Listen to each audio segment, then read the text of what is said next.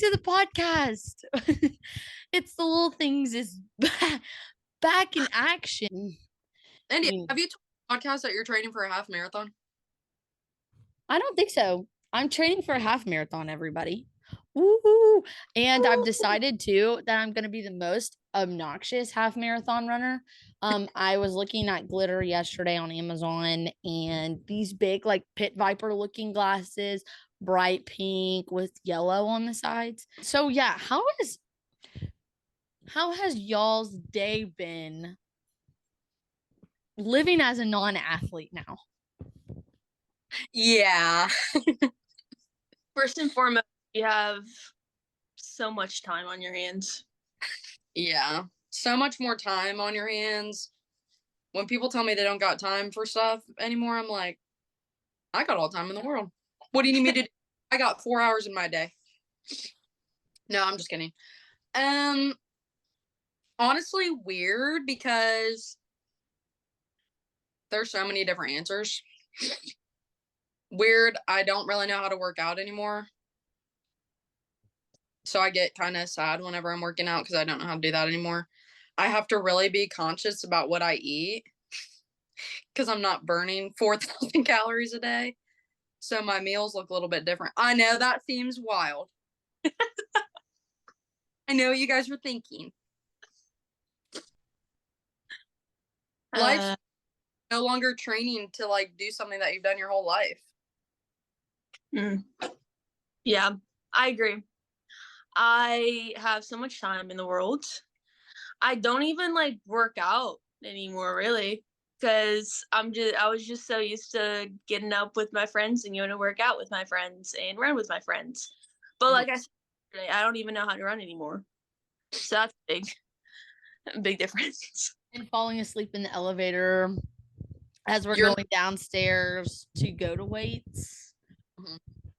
Yeah. Falling asleep in the car on the way to weights. Falling asleep while we're stretching for weights. Falling asleep on the turf before weights. I'll do it again. Sipping your water bottle. Drinking the dorm water from the sink. That was for like 2 months. This is why Peyton Rose never had COVID. She's probably immune to all of the cancers. That's why corner brownie eater. Honestly, yeah. Eventually. I genuinely think your immune system is like top tier. So I mean, you're probably going to be the answer to all of our problems later in the future with diseases, because they're going to need some sort of like shot or whatever, and they're going to use your blood to save everybody's life, because that dorm water, there's just no way. I don't know. I don't know. Well, yeah. Prez, do you in an organ donor after you pass? Because make anybody that accept your organs. I think it started when I was a child. We drank the water out of the hose. And so I thought, I did that too, but I would have rather drank all of the water out of all the hoses in the world before I drank the dorm water from the sink. Every kid has drinking water out of a hose. Every kid has drinking water out of their slip and slide. Every kid has drank pool water. I wasn't drinking slip and slide water. Not drink out of slip and slide. I did not either. Y'all are both weird. And y'all can't sit there and tell me you haven't tasted the dorm sink water once. No. Whilst brushing my teeth, sure. But no, ma'am. I never, not once did. Not unless it was filtered through a Brita. And I got that. Oh. So apart from the, I'm convinced that if I drink the water, it would like burn a hole in my esophagus or something. Yeah. So, anywho, so I know, like for me, one of the struggles, being done with softball, and so of course I'm still in school. Lexi's still in school. Pee-wee is full blown adult, but she's also still studying. And so, but none of us are athletes anymore. And so, looking back on that, how have y'all been able to kind of redirect your goals or your purpose or like your feeling of purpose after graduating or after being done with softball? Ooh, that's a very good question that I feel like I'm still finding the answer to. Not finding the answer, but working my way towards. Because after graduation, I had a summer of where I was trying to see where my identity lies now, other than an athlete. And I kind of went back to the worldly things and surrounded myself with friends that put their identity in worldly things as well, like going to bars and drinking and all that stuff. And so I thought that would work for me. Like I thought it was kind of like a phase throughout college. But then I had like a come to Jesus moment and when we went back for alumni weekend last year, and that's when I was like, this is the path. This is where I need to put my identity in. This is who I need to put my identity in. So from then on, it's kind of still work in progress of, okay, I'm not an athlete anymore. So where am I valuable now? And now it's just like, I kind of look at it. I don't know what I'm trying to say right now, but like, I don't know. It's weird to come off the end of being an athlete for being, I don't know. I don't know what I'm trying to, I just lost my train of thought. That's okay. We'll just bounce. I'll just bounce off lily pad off of that. Yeah. All right. So you're asking like what it's how we've transitioned from like basically having the identity change of being no longer student athlete, just regular student. She's no longer student athlete. She's like whole entire worker. Yeah. Yeah. So like kind of like a shift in when like life changes, not just I guess for not just athletes, but like that big shift of identity in one thing and moving to something else. Like how do you shift from there? Okay. Yeah. I think that's always kind of going to be a work in progress for me personally. And I'm very sorry if you hear like your in the background. We got the lawnmower guy mowing the lawn. Hi, Trinity's back. And yeah, I don't know.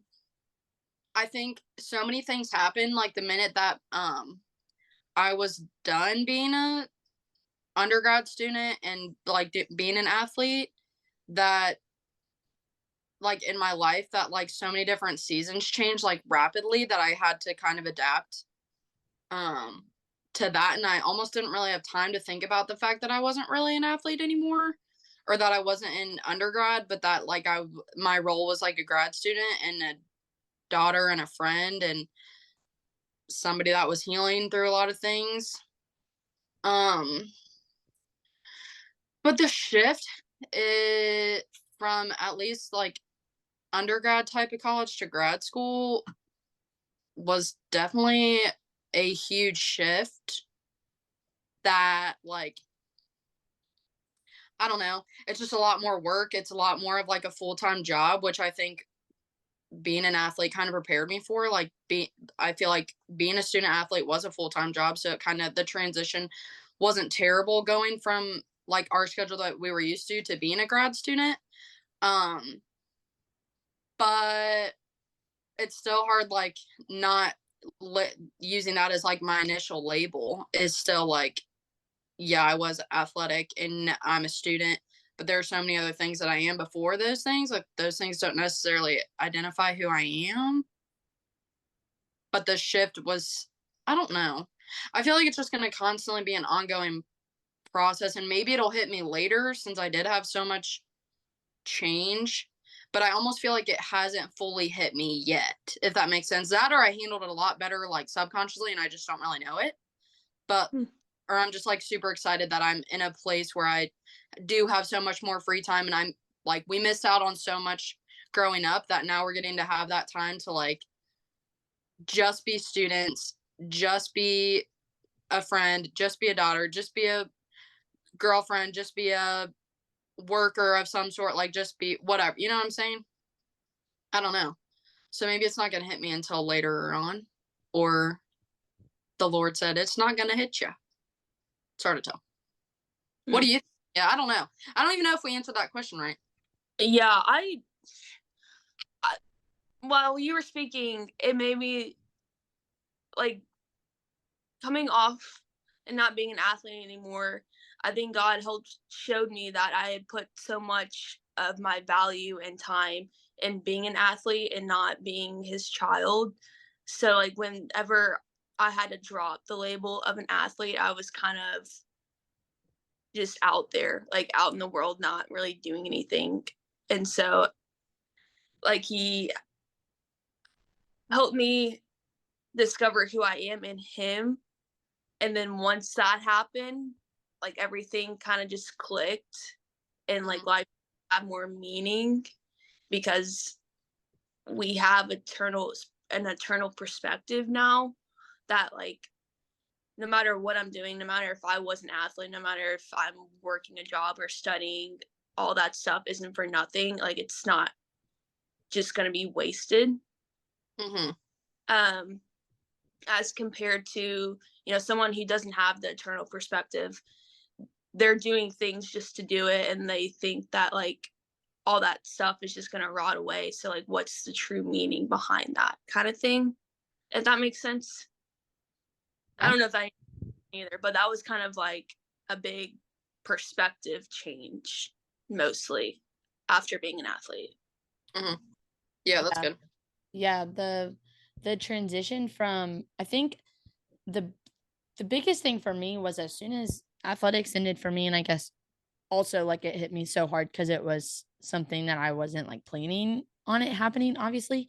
So like when you graduate, it's still a shock, but I think it's probably a little bit different because y'all knew that it was coming to an end, I guess.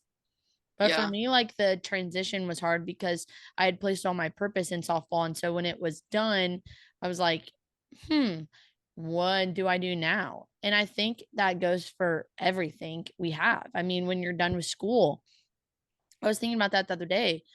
I mean, in the summertime when I didn't have school, literally all I did was I went to work and I hung out with my friends every now and then. And I went to church and that was it. And I'm like, is this what life is? Like, is this what life is going to be? And so it felt nice, of course, in the summer because I knew school was coming.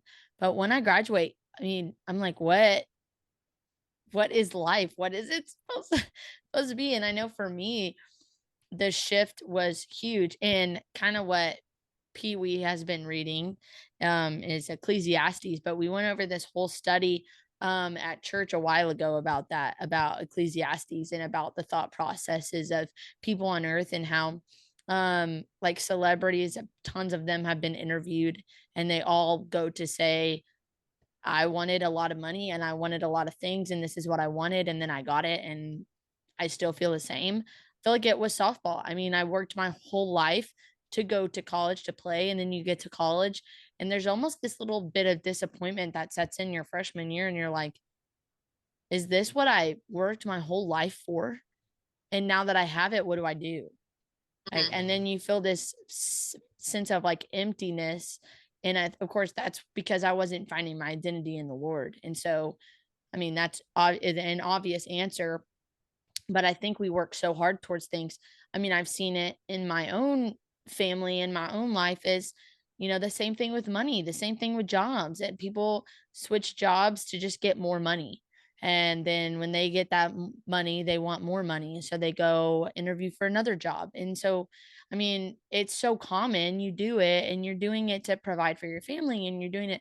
But when you get that and you still don't feel that fulfillment, I think that that's an obvious indicator that you're putting your identity or like your purpose in something else other than Christ. So you're always going to come up empty, if that makes sense.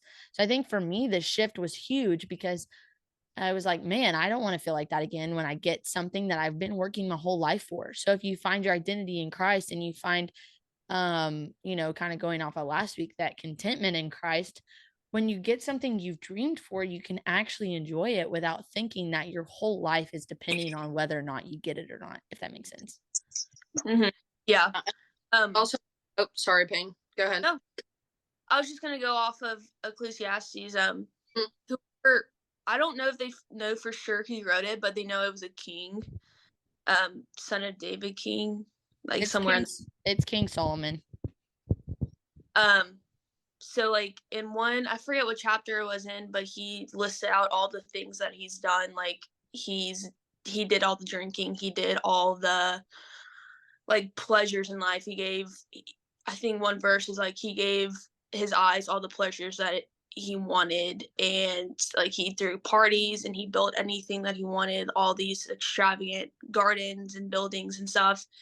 And at the end of that passage, he says, and it was all vanity under the sun. So like he gave himself all the desires that he wanted, and after that he was like, and it was still all temporary, it was still just a temporary feeling.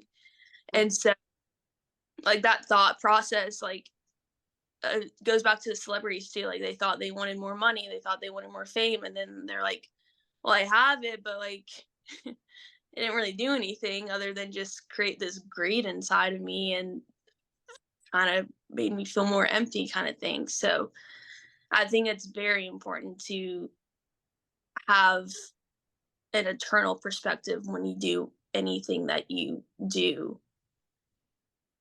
Right. No, yeah, that's so true. India, when you were talking, I think it's also different for like how me and Peyton so a little bit of backstory.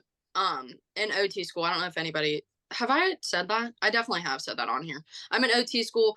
It's a doctorate program, and so we have this huge doc project that we're doing.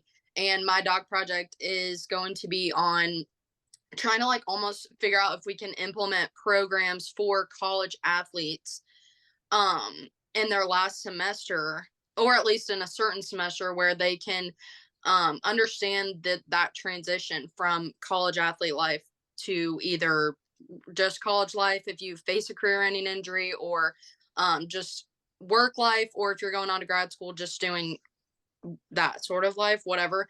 And so as I've been talking to like my doc mentor about it,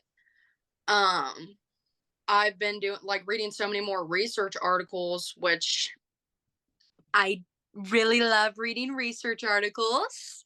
And a lot of them have been like how terrible it truly is for a athlete to face a career-ending injury, because they don't get to like cope with it. They don't get to like me and Peyton got to have closure because we knew it was our first home game. It was our last, like it was our senior night. Like we got to have all that closure. This is ridiculous right here. No. She said, I'm here too. But yeah, me and Peyton got to have that closure, and I almost got to have that closure double because like I took my 5th year, not double necessarily, but like I got to play on my 5th year. Peyton could still potentially, not that you would go through this or whatever, but could still live with the fact of like I did have an extra year. What if I would have taken it? Not that you should live with the what if. Obviously, we shouldn't live with regret, but we're human. We're going to, and not that you will, but you get what I'm saying. Like we actually got to experience that closure. India, you didn't really get to experience that closure, so it almost took more for you to like really have that eternal perspective that Peyton is talking about, because like you said, like we worked our whole life, like from the time all of us were probably 10 years old, we had the goal of playing college softball, and most likely it was Division I college softball. I remember that being my immediate goal as a 10-year-old little girl, thinking I want to play college softball and I want to be a Division I college softball pitcher. Like that is exactly what I wanted to do. And like we said, we worked our whole lives. We got there freshman year, realized this is really a lot of fun, and we continue doing it. And then like all of a sudden you reach your last game and it's over, and then you're like, okay, I literally worked my whole life to do this one thing, and now that one thing is over, and now what? And so that's why I feel like it's so important for I mean, probably college students in general, because I feel like even if you're just a regular college student, you work your whole life potentially to go to this certain university or college or whatever, and you graduate, and then what? Because what if you don't even use your degree? What if you thought that the degree that you wanted to use, or the degree that you got, and then you go into that job and you're like, I don't like this as much as I thought that I was going to, but I've already worked so hard to get to this point. So now what? Mhm. I don't know. And I feel like there's probably so many people that face that, and that I just have like so much passion about this project that I'm doing, because like I remember, I think we've talked about it, like in AIA they told us all the time, Athletes in Action, they told us all the time not to put our identity in our sport. We put our identity in God. Find something in your sport that can help you turn something to God, or like have an audience of one mentality. Do whatever you got to do to like put God as the center of what you're doing. And it's just so much harder to actually implement that until you're already done. And once you're done, you're like, okay, I kind of wish I would have took that more seriously to have that eternal perspective that you've been talking about back when I was playing, because then it would have been a heck of a lot easier to come out of it. But I don't know. Yeah. Yeah. What are some other things that you guys feel like, apart from just finding your identity in like sports and athletics, what are things that y'all have found now that you struggle with just making sure you're not finding your identity in, like post softball? Definitely my work and my job title. Every time I see someone that I haven't seen in a while, they're like, "Oh, what have you been up to? What are you doing?" And I feel like every time I say my job, I'm like, "Yeah, that's just who I am. Like, I do taxes for a living, kind of thing." So it's kind of hard not to see myself as just that, as like just a tax person, or just a accountant person, or like just a daughter to my mom and dad, or just a sister. Like, I think those things I can kind of have like I'm just blinded to, like I'm just kind of focused on, rather than having um my relationship with God come first, if that makes sense. Mhm. So it's definitely like, now I can't say I'm an athlete, so I'm gonna say, okay, I have a full-time job, kind of thing. And so just kind of switch from that end for me. Yeah. Um, for me, mine has been basically the same thing as Peyton, but mine's been like the OT student. Like, oh, so what do you do now that you're done? I'm an OT student. Um, that's been it. And then I don't necessarily, I think I haven't necessarily put my identity in like the grades that I'm getting or the work that I'm putting in or whatever. And I know that probably sounds like, she's got it together. Not that I have it together, but I just have always made that a very, um, I don't know. I've always been conscious about that. Like, I'm gonna learn from my failures. I think because we played a failing sport, that always hit a lot harder than if I got a C on an exam. Mhm. So like, it doesn't really, at school's never really like affected me in the same way that I ever let my sport affect me. So I think I still luckily have that mentality where I'm like, if I do for some reason do poorly on this exam, then that means that I have more things that I can learn from, and I can reflect on if I didn't do the work that I needed to do. Did I spend a couple days studying, or did I spend 2 hours studying the night before? So that hasn't really been it, but not necessarily identity, but finding my worth. I have noticed sometimes I'll catch myself finding my worth in my friendships or my relationships. And I had to do this. I didn't have to, but I chose to do this like challenge, kind of challenge myself to like find verses in the Bible that where God shows me my worth and God tells me my worth, because um I was definitely probably, I can't remember if I talked to you guys about it, but there was a good like 2 weeks where I was like, noticed that I was finding my worth in my relationship. And I was like, if he ever falls short, or if he ever um doesn't if he ever has a bad day or whatever, that's going to affect me, because I'm sitting here putting, like, allowing him to give me my worth, when really God is the one who's giving me my worth. So I had to, like, go through, and I would write out a certain verse and then just, like, journal about it, and not anything like too long, but I did notice that that is something that I have done outside of finding my worth in being a softball player. But reminding myself, like, and writing it out, getting my thoughts on a paper, like, I'm not finding my worth in all these other things. I'm finding, like, God is the one that gives me my worth and tells me, like, I'm worth more than just whatever I'm thinking. Yeah. Yeah.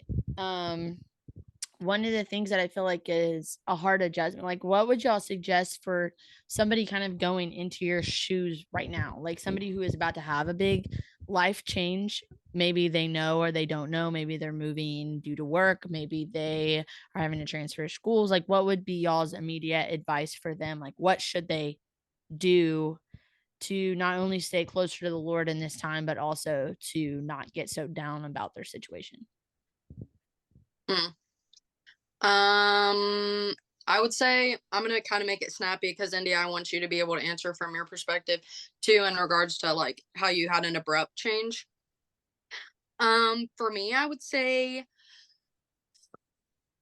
don't try and, like, have all the wisdom of, like, what you're going into, because God truly is the one that holds that wisdom. And almost like the wisdom that you can have the best is knowing that God's going to take care of you, and God already knows the next season of your life that you're going to go into, whether you're graduating high school and going into college, or you're going into the Air Force, or you're going into the workforce, or you're going into grad school, whatever the case is.